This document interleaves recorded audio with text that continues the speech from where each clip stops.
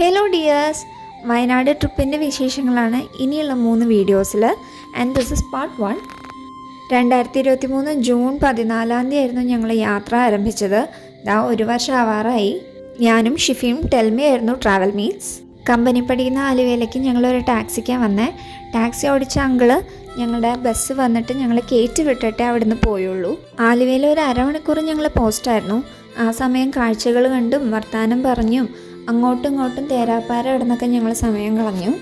A1 ട്രാവൽസിൻ്റെ semi sleeper AC വണ്ടിയിലായിരുന്നു നമ്മൾ യാത്ര ചെയ്തിരുന്നത്. ഏകദേശം ഒരു 1 മണിയൊക്കെ ആയപ്പോഴേക്കും ബസ് വന്ന് നമ്മൾ കയറി. ഓർക്കൊക്കെ കഴിഞ്ഞ് ഒരു 6 മണിയൊക്കെ ആയപ്പോഴത്തേക്കും ഞങ്ങൾ പതുക്കെ എണീറ്റു. അപ്പോഴേക്കും ചുരം കയറി തുടങ്ങിയിട്ടുണ്ടായിരുന്നു. കുറേ ആൾക്കാർ ഈ വ്യൂ പോയിന്റിൽ വണ്ടിയൊക്കെ നിർത്തിയിട്ട് അവിടുത്തെ ഭംഗി ആസ്വദിക്കുന്നുണ്ടായിരുന്നു. ഈ ഒരു ഏരിയയിൽ കുറേ കുരങ്ങന്മാരെയും കണ്ടിരുന്നു. എനിക്ക് തോന്നുന്നു ആൾക്കാരൊക്കെ വരണോണ്ട് എന്തെങ്കിലുമൊക്കെ കഴിക്കാൻ കിട്ടുമോ അറിയാൻ വേണ്ടി വരുന്നതായിരിക്കും. ഏകദേശം ഒരു 6:45 ആയപ്പോൾ ഞങ്ങൾ കൽപ്പറ്റ എത്തി. പിന്നെ അവിടെ അടുത്തുള്ള പ്രൈവറ്റ് ബസ് സ്റ്റാൻഡിൽ പോയി നമ്മൾ ഫേസൊക്കെ കഴുകി ടോയ്ലറ്റിലൊക്കെ പോയി ടെൽമയുടെ ഒരു ഫ്രണ്ടിനെയും കണ്ടു. അത് കഴിഞ്ഞിട്ട് ഞങ്ങൾ അടുത്ത KSRTC ബസ് സ്റ്റാൻഡിലോട്ട് നടക്കുമായിരുന്നു. നടക്കണ വഴി അവിടെ എനിക്ക് അത്ഭുതം തോന്നി. എത്ര ക്ലീനായിട്ടായിരുന്നു റോഡും പരിസരങ്ങളൊക്കെ ഉണ്ടായിരുന്നു. അവിടെ ക്ലീൻ ചെയ്യുന്നുണ്ടായിരുന്നു. പിന്നെ സൈഡിലൊക്കെ ഇഷ്ടംപോലെ ചെടികൾ വെച്ച് പിടിപ്പിച്ച് അടിപൊളിയായിരുന്നു കേട്ടോ. നല്ല ഭംഗിയുണ്ടായിരുന്നു. ഞങ്ങളെ അനുഗമിച്ചുകൊണ്ട് ഒരു പട്ടി ഞങ്ങളുടെ കൂടെ സ്റ്റാൻഡ് വരെ വന്നിട്ടുണ്ടായിരുന്നു. നമ്മൾ സ്റ്റാൻഡിലെത്തിയിട്ട് അടുത്ത ബസ് പിടിക്കാനുള്ള പരിപാടിയാണ്. 900 കണ്ടി ഭാഗത്തേക്കാണ് പോണത്. കാരണം നമ്മുടെ സ്റ്റേ അതിൻ്റെ അടുത്തായിട്ടായിരുന്നു നമ്മൾ അറേഞ്ച് ചെയ്തിരുന്നതെന്ന് പറഞ്ഞാൽ ആലുവയിൽ നിന്ന് ബസ് കയറുന്നേക്ക് ഏതാനും മണിക്കൂറുകൾക്ക് മുമ്പായിരുന്നു നമ്മൾ ആ സ്റ്റേ സെറ്റാക്കിയിരുന്നത്. കുറേ ഗൂഗിളിലൊക്കെ സെർച്ച് ചെയ്ത് അങ്ങനെ അവരുടെ ഇൻസ്റ്റഗ്രാം പേജ് കണ്ടുപിടിച്ച് അതിൽ നിന്ന് നമ്പർ എടുത്ത് അങ്ങനെ ഒരു 10 സ്റ്റേ കണ്ടുപിടിക്കുകയായിരുന്നു. നമ്മൾ കയറിയപ്പോൾ മഴ ഉണ്ടായില്ല. പക്ഷേ മേപ്പാടി ഭാഗങ്ങളൊക്കെ എത്തിയപ്പോഴേക്കും മഴ പെയ്യാൻ തുടങ്ങി. ആൻഡ് റോഡുകളൊക്കെ ആണെങ്കിലും ഈ പറഞ്ഞ പോലെ കുറച്ച് കുണ്ടും കുഴിയും ഒക്കെ ആയിട്ടായിരുന്നു. പിന്നെ നല്ല തേയിലത്തോട്ടവും കാപ്പിത്തോട്ടവും കവുങ്ങുന്തോട്ടമൊക്കെ താണ്ടി നമ്മൾ 900 കണ്ടിയുടെ ബസ് സ്റ്റോപ്പ് എത്തി. ഈ പുഴ കണ്ടപ്പോൾ ശരിക്കും നമ്മൾ ആഗ്രഹിച്ചിരുന്നു ഇവിടെ ഒന്ന് പോകാൻ പറ്റിയായിരുന്നെങ്കിൽ എന്ന്. ഓക്കെ, അതിൻ്റെ വിശേഷങ്ങൾ പിന്നെ പറയാം. മൊത്തത്തിൽ ആ ഒരു ഏരിയ കള്ളാടി എന്നാണ് അറിയപ്പെടുന്നത്. ആൻഡ് നമ്മളിപ്പോൾ നമ്മുടെ സ്റ്റേ ഉള്ള സ്ഥലത്തേക്ക് നടന്നുകൊണ്ടിരിക്കുകയാണ്. മഴവില്ല് കാണാമോ? ഞങ്ങൾ വരുന്ന വഴിക്ക് അങ്ങനെ മഴവില്ലൊക്കെ കണ്ട് പ്രകൃതി ഭംഗിയൊക്കെ ആസ്വദിച്ച് നമ്മൾ നടക്കുകയായിരുന്നു.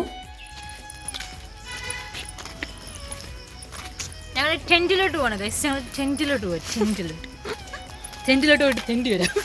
അങ്ങനെ കുറഞ്ഞത് ആ ബസ് സ്റ്റോപ്പിൻ്റെ അവിടെ നിന്ന് ഒരു 2 കിലോമീറ്ററെങ്കിലും ഞങ്ങൾ നടന്നിട്ടുണ്ടാവും ഞങ്ങൾ സ്റ്റേ ചെയ്യണ ടെൻറ്റിലേക്ക്. അങ്ങ് ദൂരെ മൊത്തം കോടയായിരുന്നു. അപ്പോൾ അതൊക്കെ ഞങ്ങളിങ്ങനെ ആസ്വദിച്ച് നടന്നുകൊണ്ടിരിക്കുകയായിരുന്നു. മഴ എത്തി.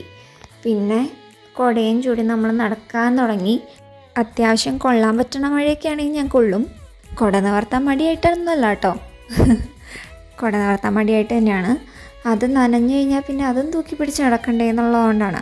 പിന്നെ ഇത് ചെറിയ ചാറ്റൽ മഴയായിരുന്നു. പക്ഷേ ഫോൺ നനഞ്ഞാൽ വീഡിയോ മര്യാദയ്ക്ക് സെറ്റാക്കാൻ പറ്റില്ല. അതുകൊണ്ട് കുടയൊക്കെ നിവർത്തി നമ്മൾ നടന്നു. കുറച്ച് ദൂരം കഴിഞ്ഞപ്പോൾ മഴയൊക്കെ പമ്പ് കടന്നു. ഓൺ ദ വേ നമുക്കൊരു മാമ്പഴമൊക്കെ കിട്ടി. നല്ല വാസനയൊക്കെ ഉണ്ടായിരുന്നു. നല്ല ചൊനയുള്ളതാണെന്ന് തോന്നുന്നു. അപ്പോൾ അത് ടെൻറ്റിലെത്തിയിട്ട് നമുക്ക് കഴുകി കഴിക്കാമെന്നൊക്കെ പ്ലാനായിരുന്നു. അവിടെ കൊണ്ടുവച്ചത് ഓർക്കുന്നുണ്ട്. പിന്നെ തിരിച്ചെടുക്കാൻ ഞങ്ങൾ മറന്നുപോയി, കഴിച്ചുമില്ല. അങ്ങനെ ഒരു അംഗനവാടിയും ഒരു ഹൗസിങ് കോളനിയും ഒരു കുത്തനെ ഇറക്കവും കയറ്റവും കഴിഞ്ഞ് ഒരു ഏലത്തിൻ്റെ തോട്ടത്തിൻ്റെ അടുത്തെത്തി. നമ്മൾ സ്റ്റേ ചെയ്യുന്ന ക്യാമ്പിൻ്റെ പേര് വില്ലോ ക്രീക്ക് എന്നാണ്. ഇതാണ് രാജേഷ് ഏട്ടൻ, അവിടുത്തെ നടത്തിപ്പുകാരിൽ ഒരാളാണ്.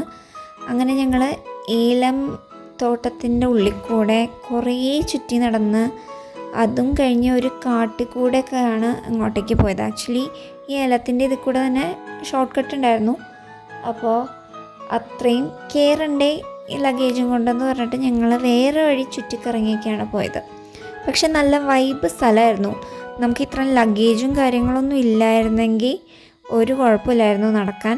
പക്ഷേ ഇത്രയും ലഗേജ് കൊണ്ട് പോയപ്പോൾ ഞങ്ങൾക്ക് ഈ വഴി കുറച്ചും കൂടി ബുദ്ധിമുട്ടായി തോന്നി. മറ്റേ വഴി തന്നെയായിരുന്നു കുറച്ചും കൂടി എളുപ്പമായിട്ട് തോന്നിയത്. ഒരു 9 മണിയൊക്കെ ആയപ്പോഴത്തേക്കും നമ്മൾ സൈറ്റിലെത്തി. പിന്നെ അധികം സമയം ഉണ്ടായില്ല. ബാഗൊക്കെ വെച്ച് നമ്മൾ വേഗം ഫ്രഷായിട്ട് റെഡിയായിട്ട് നമ്മൾ സൈറ്റ് സീയിങ്ങിന് പോവുകയാണ്.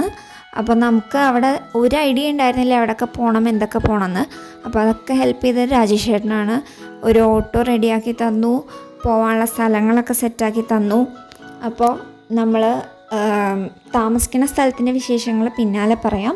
സോ ഈ ദിവസം നമ്മൾ കവർ ചെയ്യുന്ന സ്ഥലങ്ങൾ സൂചിപ്പാറ വാട്ടർഫോൾസ് ഉണ്ട്, 900 കണ്ടി ഗ്ലാസ് ബ്രിഡ്ജ് ഉണ്ട്, സിപ്പ് ലൈൻ ഉണ്ട്, ദെൻ അട്ടമല വ്യൂ പോയിൻ്റ് ഉണ്ട്.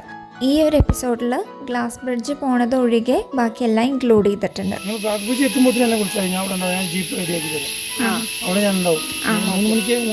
ഈ ഒരു ദിവസം മൊത്തം കറക്കം ഈ ഒരു ഓട്ടോയിലായിരുന്നു. ഇത് ഓടിക്കണ അങ്കിള് ഭയങ്കര സ്വീറ്റായിരുന്നു. ഞാൻ പേരിപ്പോൾ ഓർക്കണില്ല. പക്ഷെ നമ്മളെല്ലാ സ്ഥലങ്ങളിലേക്കും കൊണ്ടുപോയി നമ്മുടെ കൂടെ വന്ന് നമുക്ക് ഓരോ കാര്യങ്ങളൊക്കെ പറഞ്ഞു തന്നു. തിരിച്ച് ഭയങ്കര സേഫായിട്ട് തന്നെ നമ്മളെ തിരിച്ച് ഇങ്ങോട്ടേക്ക് കൊണ്ടുവന്നാക്കി.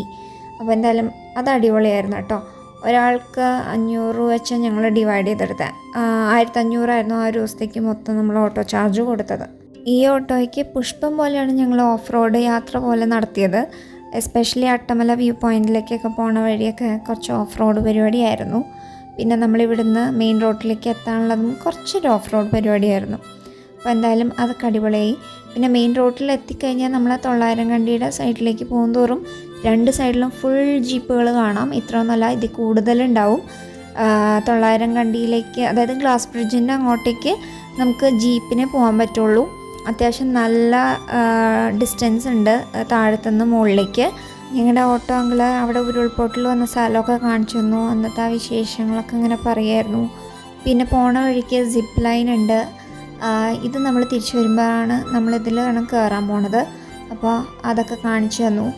ദെൻ നമ്മൾ ഏതോ ഒരു ജംഗ്ഷനെത്തിയപ്പം ബ്രേക്ക്ഫാസ്റ്റ് കഴിക്കാനായിട്ട് കയറി. എല്ലാവർക്കും നല്ല വിശപ്പൊക്കെ ഉണ്ടായിരുന്നു. പക്ഷെ മുഴുവൻ ആരും കഴിച്ചില്ല. ഫുഡ് കുറച്ച് ശോകമായിരുന്നു.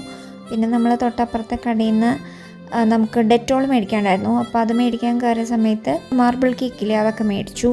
പിന്നെ ഓൺ ദ വേ നമ്മൾ തൊഴിലുറപ്പുകാരെയൊക്കെ കണ്ടിട്ടുണ്ടായിരുന്നു.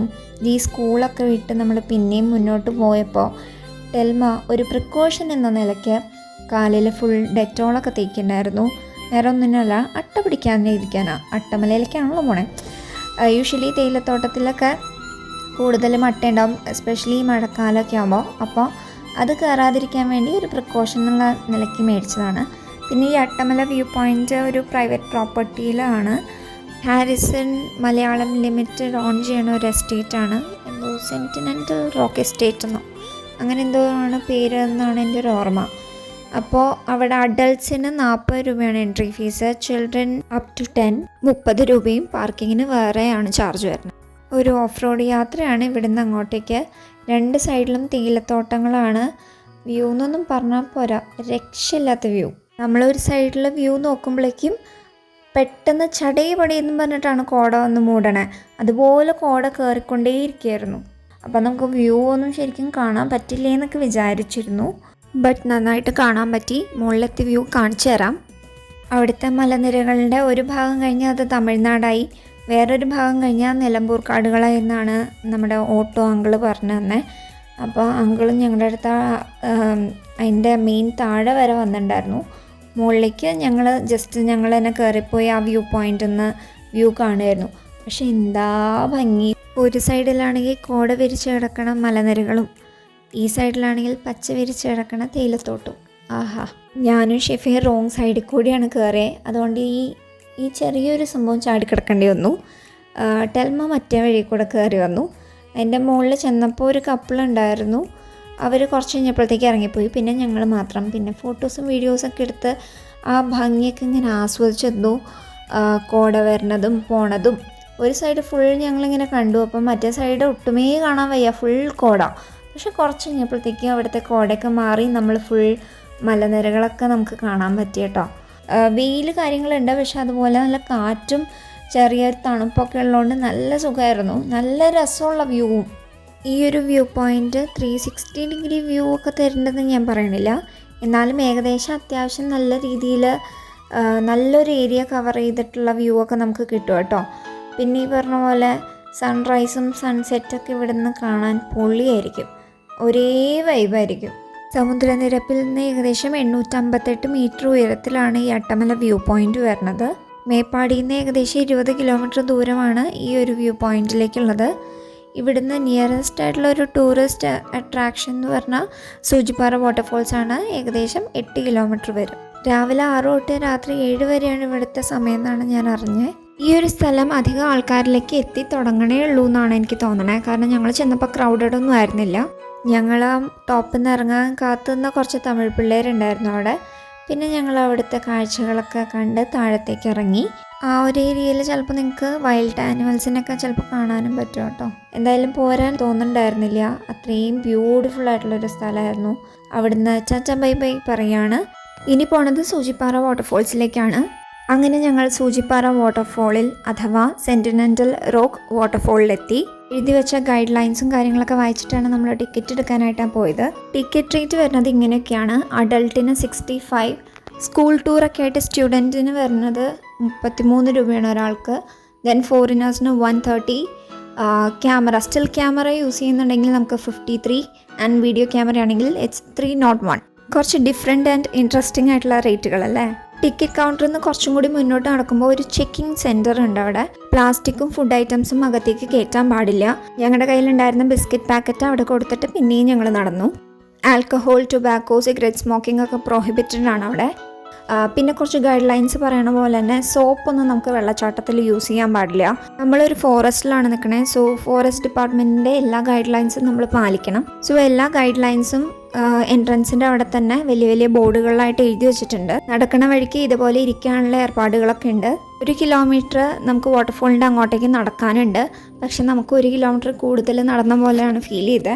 വെള്ളച്ചാട്ടത്തിനോട് അടുക്കും തോറും വെള്ളത്തിൻ്റെ ഇരമ്പൽ നല്ലോണം കേൾക്കായിരുന്നു. ഈ പാതകളൊക്കെ കണ്ടോ, കല്ല് വിരിച്ചിട്ട പാതകൾ. എനിക്ക് ആതിരപ്പള്ളി വാട്ടർഫോളിലേക്ക് പോണ വഴി പോലെയൊക്കെ ചില ഭാഗങ്ങളൊക്കെ തോന്നിയിരുന്നു. അവിടെ എത്താറായപ്പോഴേക്കും ചെറുതായിട്ട് ചാറ്റൽ മഴ തുടങ്ങി. പക്ഷെ അതപ്പം തന്നെ മാറി. അപ്പോൾ ആരിങ്ങോട്ടേക്ക് ഏത് സമയത്ത് വരികയാണെങ്കിലും ബി കെയർഫുൾ.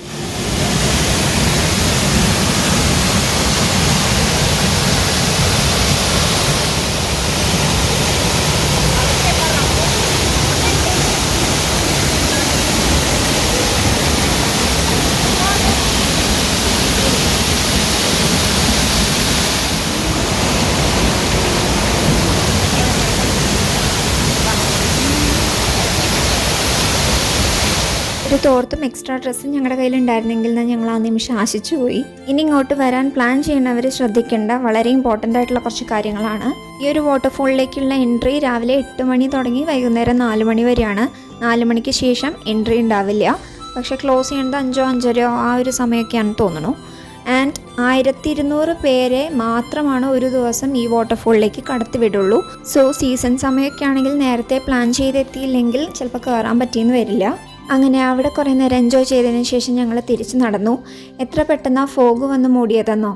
എന്തായാലും നല്ല വൈബ് പ്ലേസാണ് ഈ സൂചിപ്പാറ വാട്ടർഫോൾസ്. ഒരു ഫോറസ്റ്റ് അന്തരീക്ഷം അതങ്ങനെ തന്നെ നിലനിർത്തിക്കൊണ്ട് വേറെ മാൻമെയ്ഡ് പരിപാടികളൊന്നും അവർ ചെയ്തു വെച്ചിട്ടില്ല കൂടുതലായിട്ടും.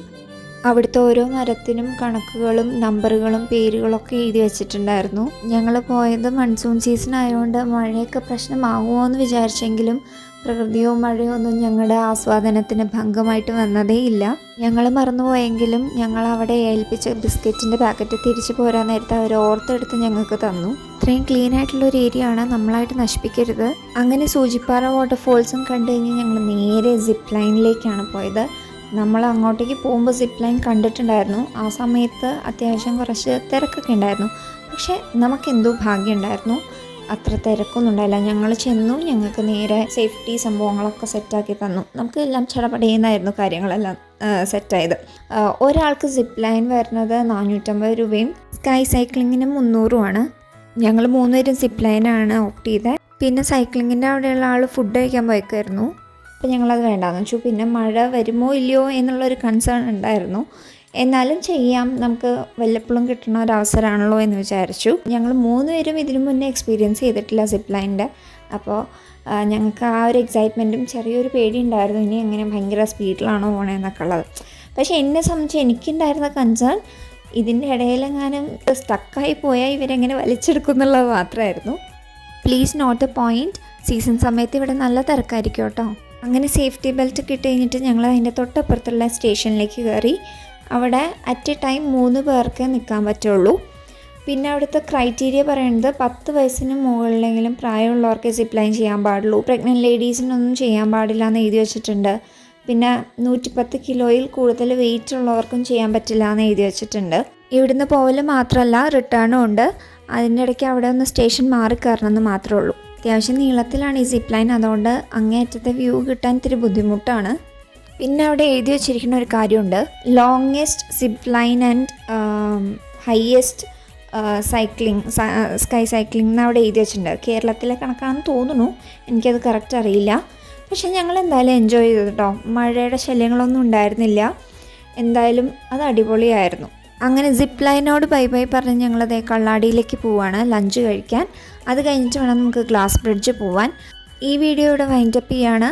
ബാക്കി വിശേഷങ്ങൾ ഇനി വരും വീഡിയോസിൽ കാണാം. ബൈ.